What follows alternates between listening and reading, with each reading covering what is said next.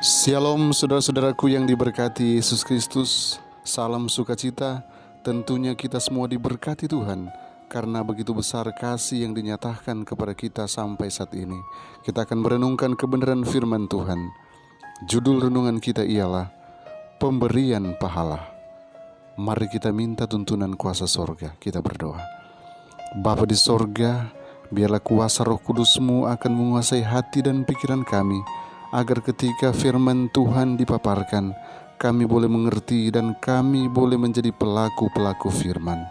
Di dalam nama Yesus, amin. Ayat inti kita hari ini diambil dari Matius 16 ayat yang ke-27. Firman Tuhan berkata, "Sebab anak manusia akan datang dalam kemuliaan Bapanya, diiringi malaikat-malaikatnya. Pada waktu itu, Ia akan membalas setiap orang menurut perbuatannya." Saudara-saudaraku, Yesus tidak memaafkan dosa-dosa mereka, tetapi menunjukkan penyesalan mereka atas dosa mereka itu dan iman mereka.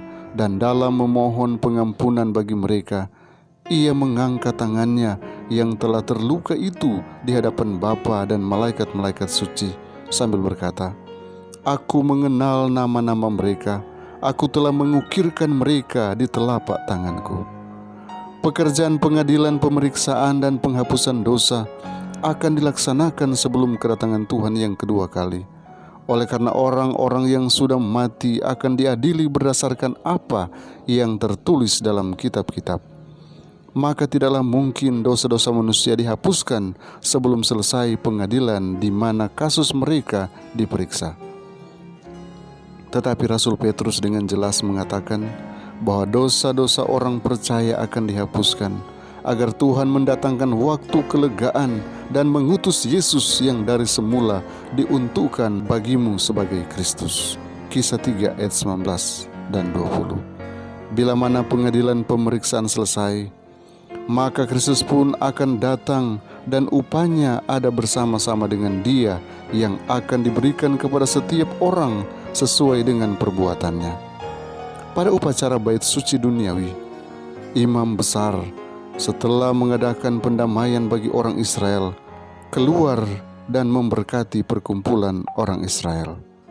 Demikian juga Kristus pada akhir pekerjaannya sebagai pengantara akan menyatakan dirinya sekali lagi tanpa menanggung dosa untuk menganugerahkan keselamatan kepada mereka yang menantikan Dia. Ibrani 9 ayat 28.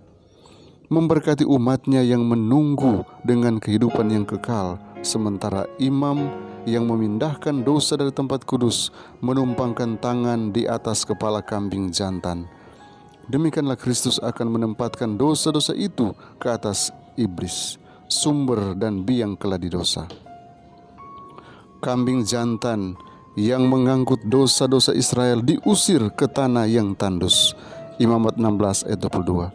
Demikianlah juga iblis yang menanggung kesalahan dan dosa-dosa yang telah diperbuat umat Allah, oleh karena bujukannya akan dipenjarakan di dunia ini 1000 tahun lamanya, di dunia yang tidak berpenduduk, dan pada akhirnya Ia akan menanggung hukuman dosa di dalam api yang membinasakan semua orang jahat.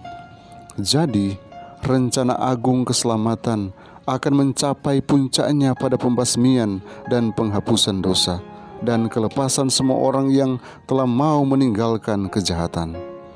Pada waktu yang ditentukan bagi penghakiman, akhir dari 2300 hari pada tahun 1844, pekerjaan pemeriksaan dan penghapusan dosa dimulai.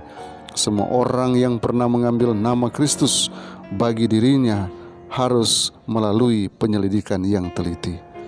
Baik yang hidup maupun yang sudah meninggal harus dihakimkan menurut perbuatan mereka berdasarkan apa yang tertulis di dalam kitab-kitab.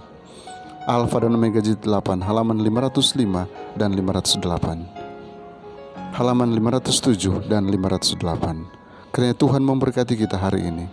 Mari kita berdoa. Bapa di sorga, terima kasih karena kasih-Mu yang sungguh luar biasa, yang rela mati untuk dosa-dosa kami. Kami mau datang kepadamu saat ini di bawah kaki salib-Mu, memohon rahmat-Mu dicurahkan bagi kami. Karena hari ini kami siap melakukan semua aktivitas kami.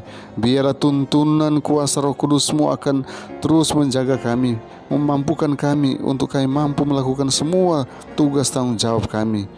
Berkati semua rencana pekerjaan umat-umat Tuhan. Biarlah kami serahkan semua ke dalam tangan-Mu. Engkaulah yang akan berikan keberhasilan. Bila mereka menemui masalah, Engkaulah solusi dari semua permasalahan pergumulan yang mereka hadapi. Bila mereka sedang bergumul, Engkaulah yang akan kuatkan iman mereka. Oh Tuhan, hanya kepadamu Tuhan kami serahkan kehidupan kami dan rencana kerja kami. Karena kami berdoa, memohon kuasa-Mu hanya dalam nama Yesus Tuhan dan Juru Selamat kami.